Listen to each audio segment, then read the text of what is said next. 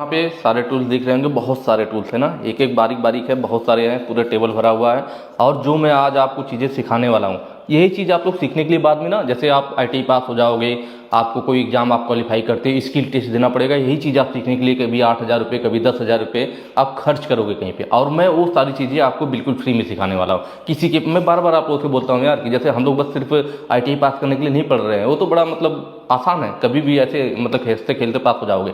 मैं बार बार बोलता हूँ कि हम लोग पढ़ रहे हैं कि आगे भी कुछ कर पाए, कभी भी कॉम्पिटिटिव एग्जाम या कुछ, जैसे यहाँ से पढ़ने के बाद आपको दोबारा अलग से ना पढ़ना पड़ेगा, नहीं यार अब चलते हैं, अब तैयारी करने निकलते हैं, या अब स्किल टेस्ट के लिए निकलते हैं। जो चीज़ें मैंने बताया ना, ये चीज़ आपके बहुत बेनिफिशियल है, और जो आप अलग जगह फीस दे करके सीखोगे उसको मैं बिल्कुल फ्री में करवाने वाला हूँ। तो चलिए स्टार्ट करते हैं। बाकी मैं अभी ना बहुत सारे टूल्स हैं, अगर मैं सबको आपको बताने लगूंगा ना पूरा डिटेल में, तो क्या होगा, आपका बहुत ज़्यादा समय लग जाएगा। तो मैं पहले आपको हल्का हल्का सभी टूल से आपका परिचय करवा देता हूँ। होता है ना, पहले किसी से मिलते हैं तो उनसे इंट्रोड्यूस करवाते हैं, बाद में उनके बारे में जानते हैं। तो मैं आपको परिचय करवा देता हूँ सभी टूल्स के बारे में। उसके बाद आगे का आपका काम है, आप जिस टूल के बारे में कमेंट करोगे मैं उसके बारे में पूरा डिटेल से अलग से वीडियो बनाऊंगा, ठीक है, प्रॉपर तरीके से अलग से। लेकिन उसके लिए आपको थोड़ी सी मेहनत करनी पड़ेगी।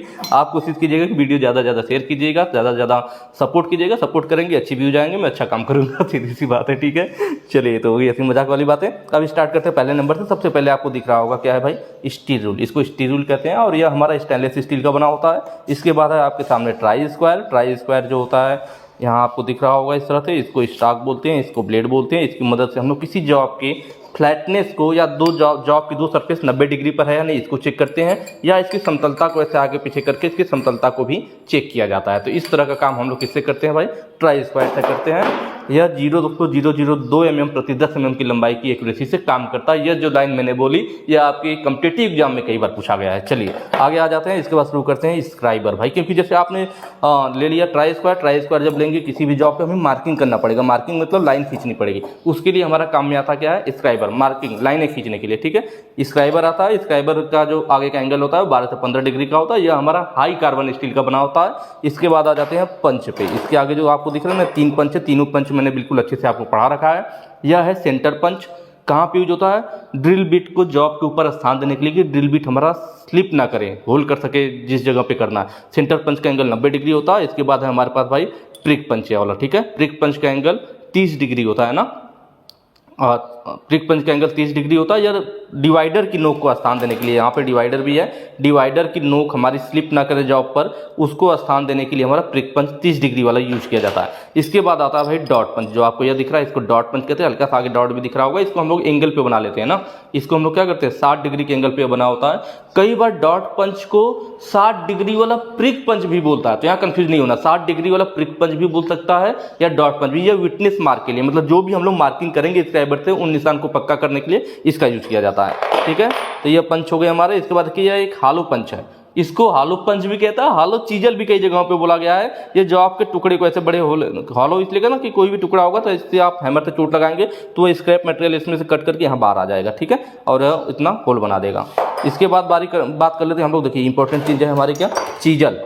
यहाँ पे देख रहे हैं ना, मैं 3-4 टाइप के चीजल ले रखा हूँ। चीजल का, या देखिए फ्लैट चीजल है, इसको फ्लैट चीजल कहते हैं। इसके बाद इसका एंगल 35 से 70 डिग्री होता है। फ्लैट चीजल के साथ ही जो हमारा कॉम्बिनेशन बनेगा वो क्रॉस कट चीजल का, जिसे केप चीजल के नाम से भी जाना जाता है, CAPE, केप चीजल, ठीक है, या क्रॉस कट चीजल। दोनों में डिफरेंस क्या है, तो फ्लैट चीजल की देखिए कटिंग एज कितनी ज़्यादा चौड़ी है, और क्रॉस कट चीजल की छोटी सी, मतलब इसकी कटिंग एज की चौड़ाई कम, इसका ज़्यादा। फ्लैट चीजल और क्रॉस कट चीजल में डिफरेंस हुआ। दूसरा आप देखना चाहेंगे तो मोटाई की, इसकी मोटाई देखिए कितनी सी है, इसकी मोटाई थोड़ी सी है ना, लेकिन इसकी मोटाई देखिए, एज कम लेकिन मोटाई ज़्यादा, मतलब इसकी मोटाई ज़्यादा होती है, इसकी चौड़ाई कम, इसकी एज की चौड़ाई ज़्यादा, मोटाई कम। ये दोनों में मेन डिफरेंस हो गया। उसके बाद बारी आ जाती है इन दोनों की भाई, दो और हमारे पास चीजल है, तो यह हाफ राउंड चीजल है। देख रहे हैं आगे ऐसे गोलाई में बना हुआ है, इसको हाफ राउंड चीजल कहते हैं। मैं इसकी बात कर रहा हूँ ना, हाफ राउंड चीजल। यह हमारा जो होता है ना, कहीं पे आयल के लिए ग्रुप्स वगैरह काटना हो, घुमावदार नालियाँ बनानी हो, तब इसका यूज करते हैं। उसके बाद बारी यहाँ पे आएगी भाई, ये देखेंगे डायमंड पॉइंट चीजल। यहाँ पे देख रहे हैं नुकीला दिख रहा है, V ग्रुप टाइप का, तो इसको डायमंड पॉइंट चीजल कहते हैं। क्या कहते हैं dear, diamond point chisel. Angle 60 degree होता है, ठीक है। इसका यूज होता है किसी कॉर्नर से मटेरियल को हटाने के लिए। कॉर्नर का मतलब कोई कॉर्नर चीज, जैसे कि मैं बना दूं यहाँ पे इस तरह से, तो यहाँ कॉर्नर जो अंदर को बनेगा ना, यह हो गया। तो कॉर्नर से, यहाँ कॉर्नर से मटेरियल हटाना, तो इसलिए आगे नुकीला होता है जिससे कॉर्नर से मटेरियल को हटा सकें, ठीक है, इतना चीज़ें हो गई। अब आ जाते हैं कैलिपर पे। यहाँ पे देखिए 2-3 टाइप की कैलिपर है, सबको देखेंगे हम लोग। उससे पहले डिवाइडर देख लीजिए। ये हमारे पास क्या है भाई, इसको डिवाइडर कहते हैं। डिवाइडर का वो भी स्प्रिंग जॉइंट वाला है ना। स्प्रिंग जॉइंट वाले में ये फायदा होता है कि जो हम एक बार दूरी भर लेंगे वो हम बार बार यूज कर सकते हैं, वो कम ज़्यादा नहीं होती है। फर्म जॉइंट यह होता है, देखिए इसको फर्म जॉइंट कहते हैं। यह हाथों के प्रभाव से ही खुलता और बंद होता है, ठीक है। देखिए हाथ के प्रभाव से, अगर मान लीजिए आपने यह दूरी भर ली और गलती से हाथ से दब गया तो इसकी दूरी कम ज़्यादा हो जाएगी। तो एक बार भरे आप तो इसको बार बार यूज नहीं कर सकते। लेकिन स्प्रिंग जॉइंट वाले में क्या है, स्प्रिंग देखिए जॉइंट वाला पूछता है firm joint, spring joint. Spring joint वाले में क्या है कि जब तक हम लोग इसको घुमाएंगे नहीं तब तो ये कम ज़्यादा नहीं होगा। मान लीजिए यहाँ पे हमने दबा दिया और ये तो कम हो गया, लेकिन जैसे ही छोड़ेंगे अपने स्थान पे पहुंच जाएगा। तो मतलब जब तक ये इसको घूमेगा नहीं तब तक इसकी लंबाई वही रहेगी। तो यह फर्म जॉइंट स्प्रिंग जॉइंट और फर्म जॉइंट वाले में फायदा होता है कि स्प्रिंग जॉइंट वाले को एक बार भर करके कई बार यूज कीजिए, या आप भरेंगे तो बार बार डिस्टर्ब हो सकता है। तो ये हमारा क्या है भाई, डिवाइडर है, ठीक है। डिवाइडर से हम क्या करते हैं, वृत्त बनाते हैं, ठीक है। सर्कल वगैरह आर्क खींचना, वृत्त बनाना, तो इसका यूज करेंगे। उसके बाद बारी आती है भाई यहाँ पे कैलिपर की। देखिए outside calliper, inside calliper. Outside क्यों कहते हैं, क्योंकि इसके द्वारा बाहरी माप लिया जाता है। जैसे इसकी बाहरी माप लेनी है तो इसको हम लोग फैला करके, देखिए इसमें मैंने लगाया ना, तो ये इसका बाहरी माप लिया तो आउटसाइड कैलिपर, ठीक है। इनसाइड कैलिपर नाम है इनसाइड, तो आंतरिक माप लेगा। देखिए ये इसके अंदर चला जाएगा और आंतरिक माप लेने के लिए, तो जब किसी बोर के अंदर का आंतरिक माप तो इनसाइड, बाहर के लिए आउटसाइड कैलिपर। उसके बाद बारी आती है, इसको कहते हैं हर्मोफ्रोडाइट कैलिपर या जैनी कैलिपर या ऑड लेग कैलिपर। इसके 2-3 नाम है ना, हर्मोफ्रोडाइट, जैनी कैलिपर, ऑड लेग कैलिपर। कहीं पे लेग एंड पॉइंट कैलिपर भी बोलता है कि एक साइड लेग होता है, एक साइड लेग है, एक साइड पॉइंट है, तो लेग एंड पॉइंट कैलिपर भी बोलता है, ठीक है। इसकी मदद से हम लोग किसी भी जॉब का ना सेंटर निकाल सकते हैं। बेलनाकार जॉब है तो इसका सेंटर निकालने के लिए इधर रखते हैं लाइन, इधर से लाइन खींचते हैं, फिर इधर खींचते हैं। आप लोग कमेंट करेंगे तो मैं अलग से इसका सेंटर निकाल के बता भी दूंगा कैसे सेंटर निकालते हैं, ठीक है।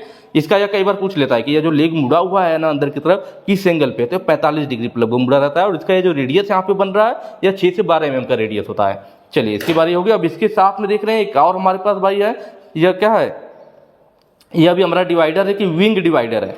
यह हमारा डिवाइडर नॉर्मल था, यह विंग डिवाइडर है, ठीक है। विंग डिवाइडर कहाँ यूज करते हैं, तो जहाँ पे हमारा जैसे डिवाइडर भी 2 टाइप होता है, फर्म जॉइंट वाला भी होता है। तो फर्म जॉइंट का ही एक type firm joint wing divider, क्योंकि फर्म जॉइंट में अपने आप दूरी कम ज्यादा होती है, तो इसी चीज से बचने के लिए विंग डिवाइडर यूज किया गया कि इसमें एक विंग देखते हैं या पंख के जैसे लगा दिया जाता है। फिर इसको हम लोग फैलाते हैं, जहां पे रोकना हो फिर इसको टाइट कर देते हैं। तो यह विंग इसको भी फिक्स रखने का काम करता है, तो यह विंग डिवाइडर के नाम से जाना जाता है, ठीक है। चलिए ये इतना हो गया। अब आगे आ जाते हैं हैमर पे। मैं थोड़ा जल्दी जल्दी करता हूँ, काफी लेट हो जाएगा ना। देखिए यह हमारे पास जो हैमर है ऊपर कैसी आकृति दिख रही है, बॉल की जैसी, तो इसको बॉल पिन हैमर कहते हैं। रिवीट वगैरह के लिए इसको यूज किया जाता है, रिवीटिंग करने के लिए। उसके बाद दूसरा हैमर देख रहे हैं, इसके ऊपर जो इसका पिन है, पिन से ही पहचानेंगे। ऊपर बॉल है तो बॉल पिन हैमर, ऊपर इसके कैसे है भाई, क्रॉस में। हैंडल ऐसे है ना, हैंडल ऐसे है और ये पिन इसके क्रॉस में। मैंने पढ़ा है आप लोगों को ग्लोबल आईटी के मोबाइल ऐप पर, आपको सारी चीजें बिल्कुल अच्छी से चैप्टर वाइज डिटेल में पढ़ा रखा है। जो लोग नहीं जुड़े हैं एक बार आप प्ले स्टोर से ग्लोबल आईटी के मोबाइल ऐप डाउनलोड कीजिए, ये सब चीजें विद फिगर बिल्कुल अच्छे से मैंने समझा रखा है, ठीक है। तो यहाँ पे क्रॉस में है इसलिए क्रॉस पिन हैमर बोलेंगे। जो हैंडल है इसका लकड़ी का बना होता है, लकड़ी का इसलिए होता है कि जब भी हम कहीं पे चोट करें तो हमारे हाथों पर झटका ना आए, ठीक है, झटकों से बचने के लिए। उसके बाद एक और हमारा हैमर होता है ना, उसकी पिन इसके सीधे में जाती है, जैसे क्रॉस में है ना उसकी पिन ऐसे सीधे में बना देते हैं, उसको स्ट्रेट पिन हैमर कहते हैं, जो हमारे पास यहाँ पे है नहीं अभी, ठीक है, शायद आ नहीं पाया। उसके बाद देखिए यह एक हैमर है, यह काफी भारी हैमर है ना, इसको स्लेज हैमर कहते हैं। भारी कामों के लिए यूज किया जाता है। इसका वजन जो होता है 2 से 10 किलोग्राम होता है, जबकि वहीं पे यह दोनों जो हमने हैमर देखा था इसका वजन 0.125 किलोग्राम का ही है, 125 ग्राम का ही है, से लेकर के 1.5 kg तक होता है, ठीक है। इसके आगे आ जाएंगे मैलेट। मैलेट का जो काम होता है हमारा,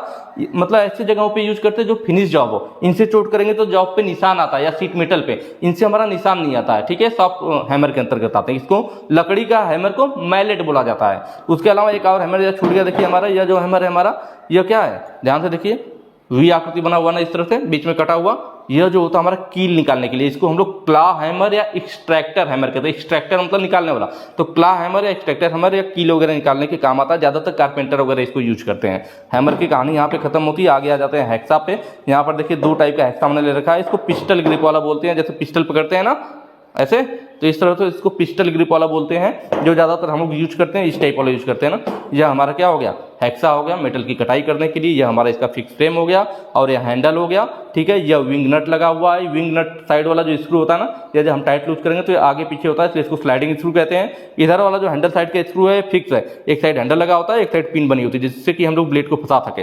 स्लाइडिंग स्क्रू में एक साइड विंग नट लगा होता है और एक साइड पिन होती है, जिससे हम लोग इस हेक्सा के ब्लेड को फंसा सके, ठीक है। तो ब्लेड को हम लोग इसमें डाल करके ऐसे यूज करते हैं। तो ये हमारा हो गया क्या भाई, हेक्सा हो गया। इसकी ब्लेड हाई कार्बन स्टील की बनी होती है। चलिए आगे आ जाते हैं फाइल पे।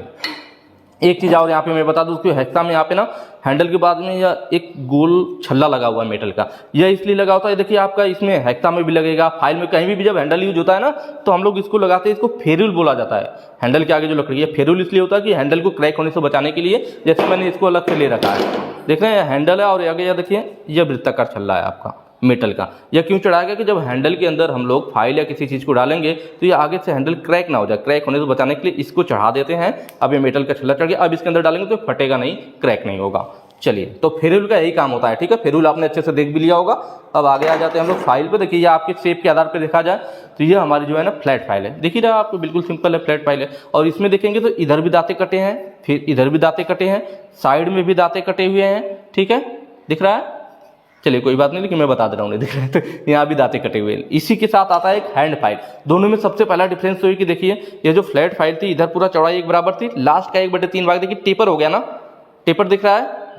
लेकिन इस वाले में देखिए इसमें क्या है, पूरी चौड़ाई में एक बराबर, कोई टेपर नहीं। तो ये एक हैंड फाइल की पहचान होती है। प्लस इसके एज से भी पहचानते हैं कि एक एज पर देखेंगे आप तो दांते कटे होंगे। क्या कटे होंगे डियर, इधर देखिए दांते कटे होंगे।